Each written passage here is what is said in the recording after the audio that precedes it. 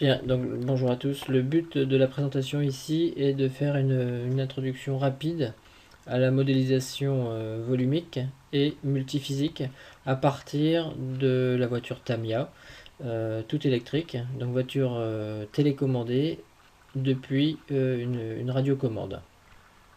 Le modèle volumique que nous disposons est celui-ci, qui a été réalisé sur SolidWorks, dont nous avons les fichiers sources qu'on pourra également utiliser dans le cadre de l'activité, est composé de différents éléments qu'on va pouvoir ici sur la présente vidéo identifier, et qu'on pourra également à partir de SolidWorks identifier les différents.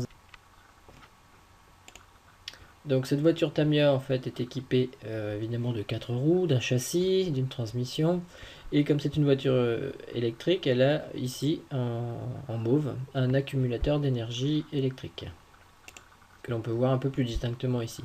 Donc cette énergie est utilisée tout simplement pour alimenter ici sous la souris exactement un variateur de vitesse qui va lui-même alimenter le moteur qui va entraîner la transmission. Alors ici uniquement les éléments. Alors vous avez ici le groupe commande énergie, mais un peu plus, alors c'est la totalité, hein. Ce que je voudrais vous expliquer ici, c'est l'utilisation de ce boîtier dans un premier temps, qui est connecté à ceci, c'est l'antenne de la voiture. Donc depuis la radiocommande, on va pouvoir lui demander d'aller tout droit, de virer à gauche ou à droite, et ces commandes envoyées depuis la radiocommande vont être captées par cette antenne, décodées ici par le récepteur radio. Alors ce récepteur radio est multicanaux. Dans le cadre de la voiture, on utilise uniquement les deux premiers canaux.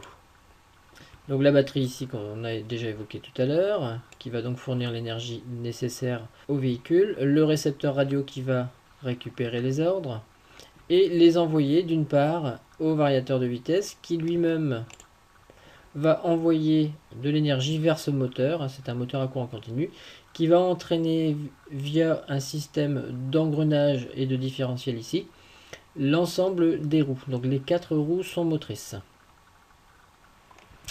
Le deuxième canal donc, va commander la direction. Donc on a un premier canal sur le récepteur radio qui commande le variateur de vitesse et lui-même envoie de l'énergie vers le moteur. Et le deuxième canal va venir commander ici sous la souris un servomoteur de rotation qui n'est pas continue, hein, une rotation de 360 degrés maximum, et qui va tout simplement par un mécanisme de direction permettre la rotation tout simplement des roues avant.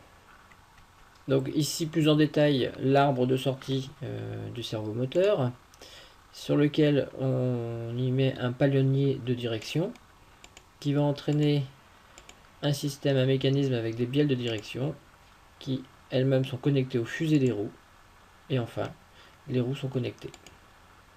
Et ça va donc permettre une rotation des roues asservies au servomoteur.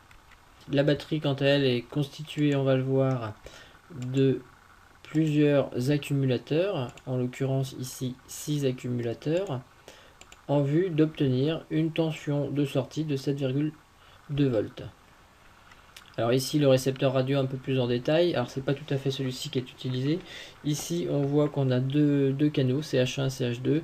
Sur la voiture que l'on dispose dans le laboratoire, on a 4 canaux.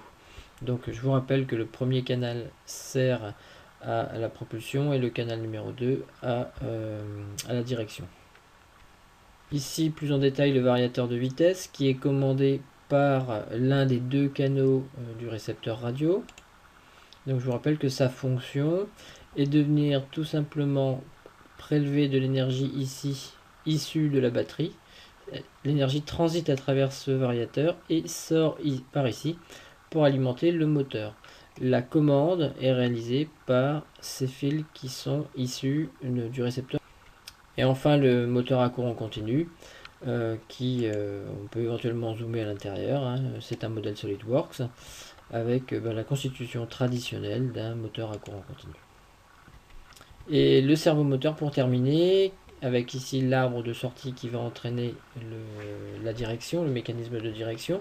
Alors il n'est pas inintéressant d'aller voir un petit peu ce qui se passe à l'intérieur. On a un moteur ici, c'est un moteur à courant continu qui va entraîner un système d'engrenage de manière à obtenir ici une vitesse de sortie qui est réduite par rapport à une vitesse d'entrée du mécanisme, hein, qui correspond à la vitesse de sortie du moteur qui elle est élevée. Et ce qu'il fait le nom de servomoteur, c'est qu'il a effectivement, on va dire, une intelligence, un cerveau, même si ça ne s'écrit pas de la même façon. Il a une intelligence, il a une petite commande électronique à l'intérieur qui tout simplement permet de gérer le fonctionnement du cerveau, donc le positionner précisément par rapport à un certain angle. Donc si on déshabille un petit peu le cerveau moteur, on voit un peu plus en détail les roues dentées qui forment en fait un engrenage.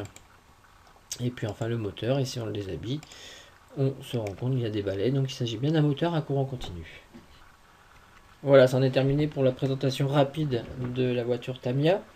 Dans la prochaine vidéo, je vous présenterai son modèle SolidWorks et ainsi que son modèle multiphysique.